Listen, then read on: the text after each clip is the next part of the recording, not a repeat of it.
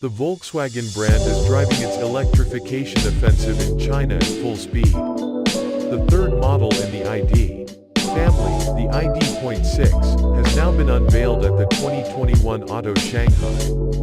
Two versions of the fully electric family SUV are available.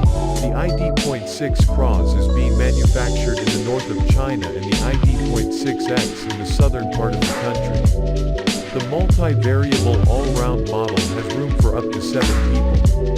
The ID.6 is a continuation of Volkswagen's regionalization strategy and is another important step towards becoming the most sought-after brand for sustainable mobility in China.